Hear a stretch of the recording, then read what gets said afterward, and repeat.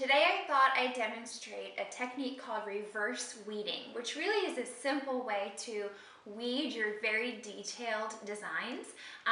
But people have had questions about it. It's come up a few times in my Crafting with Your Silhouette class at the Craft Academy, so I thought I would give a quick demo today of exactly how to do it. So it's just a different way of weeding your piece. You don't need to cut it any special way. One thing I will tell you is that it works best for small designs. It gets a little cumbersome if your design is bigger. You can certainly use this technique, but just have a little patience as you do it.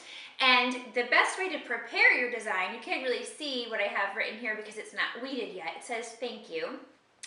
But I trim it down as much as I can. I get rid of most of the excess around, so I just have a little bit left around the actual piece that I'm going to need.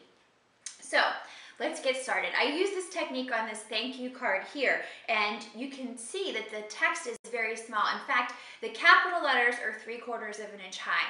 So that gives you an idea of how tiny the lowercase letters are and how this really comes in handy. A lot of you might notice that if you weed this piece as is, if I were to start to peel off the vinyl around my piece right now, my letters start to shift because the vinyl itself isn't really that sticky. So this technique lets you keep those letters in place perfectly as you weed away the pieces that you don't need. So again, I have my design and I've trimmed it down pretty close. I'm going to leave it just like that. I have not weeded anything. I have a piece of clear contact paper that is bigger than my piece, and I'm going to put it right over top and give it a good scrape so it gets a good seal. Okay, and now I'm going to peel off the backing paper. So it looks like I still have that same piece of vinyl. Nothing has been weeded. So I'm going to put it down on my craft mat because, as you can guess, this is where it gets a little cumbersome.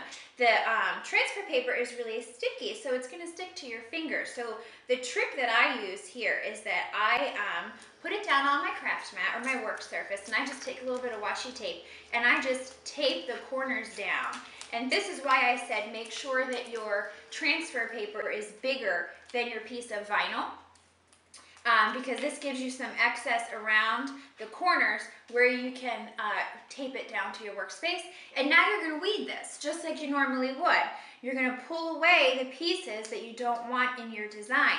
What's nice though is that because the transfer paper is sticky in comparison to the vinyl backing, where it's purposefully not sticky so that your vinyl comes off of it, it keeps your letters exactly in place as you pull off your excess vinyl. And you'll notice that it makes it so much easier, especially like in this case where my letters are so teeny tiny. So if your transfer paper moves around a little bit, sometimes it does, I just take a break and give it a little adjustment with my washi tape. I do have a few little pieces inside the letters where I'm going to weed them exactly as I would any other design. I just use my little pick to pull out, and my letters around it are not shifting at all.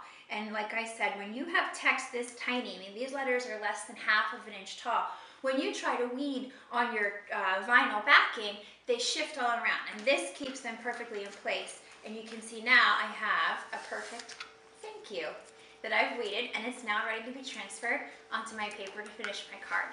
And that's it. Reverse weeding is super simple, and I think you'll be really happy with how you can get really tiny text perfectly aligned.